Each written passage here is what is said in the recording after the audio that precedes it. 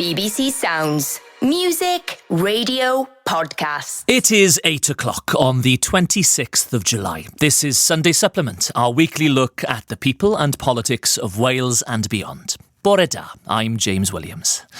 Of all the communities that have made Wales their home over the years, how much do you know about the Sikhs of this country? Well, there's an exhibition in Cardiff Central Library that tells you that history, and it opened yesterday.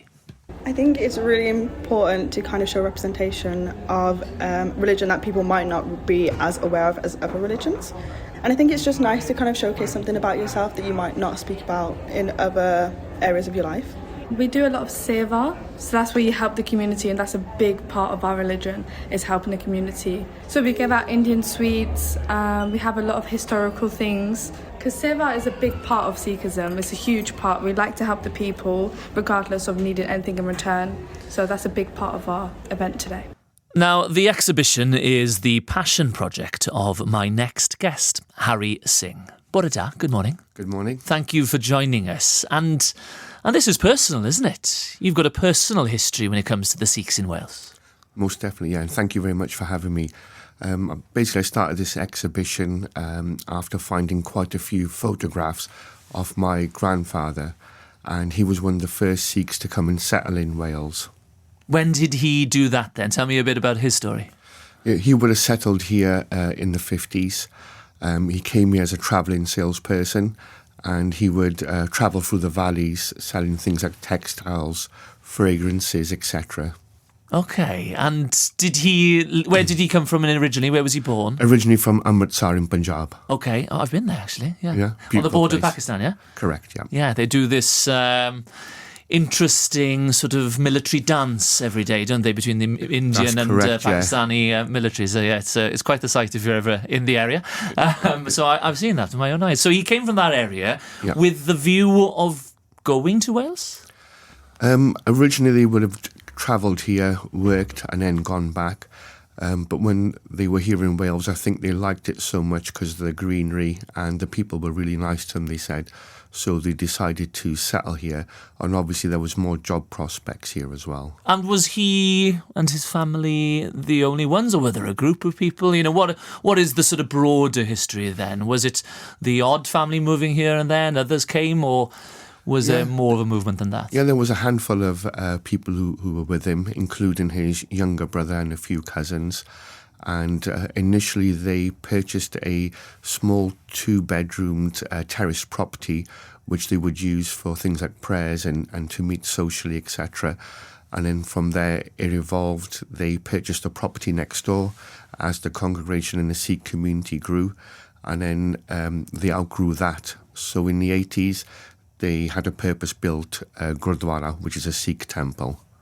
Okay, so what did he tell you then, your grandfather, about life in Wales in the 50s, 60s, 70s when they first came here? Did they feel welcomed? Yeah, most definitely. I think my grandfather made quite a few friends here. He was quite a sociable person.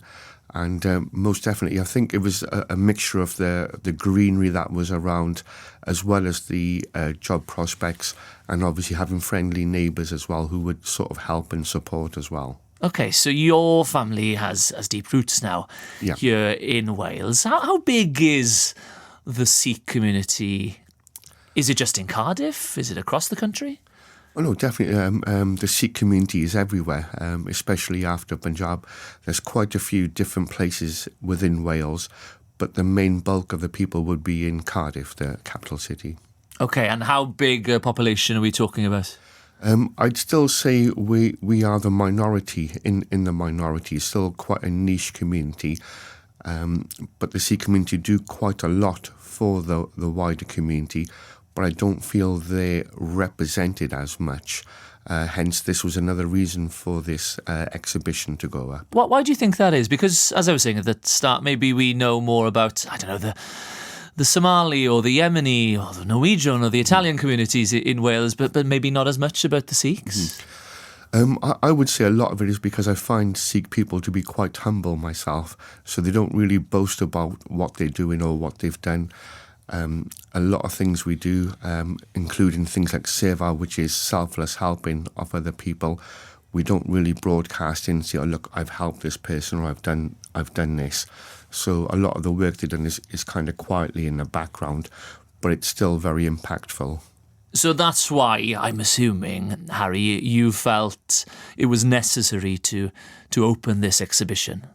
Most definitely. I wanted to highlight the contributions of our elders, what they've sacrificed here and how they've contributed to the wider community as well. So beyond your grandfather, then, give us some stories that we might be able to see at this exhibition, which I think is running throughout the summer, right? Correct, yeah. It's on until September. I mean, once you go to the once you go to the exhibition, you'll see contributions made from members of the community in things like the army, in politics, in things like the judicial system and the NHS as well. So you'll see evidence of this going back to the 70s and the 80s. So what do you think we need to know then about Sikhism and the Sikhs in Wales? What's the overarching story here, do you think? I think some people know about certain things about Sikhism. They might know about the langar or the free food that we do, but I think it's a lot more, Sikhs are a lot more deeper than that. So it's really hard to sort of mention one thing, but the community at whole, just to get to know people, I guess, is that community cohesion with everybody. Diolch yn fawr. Thank you very much for joining us. And you're saying that exhibition in Cardiff Central Library, right? Correct. Is open until September. It is indeed, yeah. So do pop along if you get a chance. Harry Singh, diolch yn fawr. Thank you very much for joining us. This has been Sunday Supplement. This is BBC Sounds.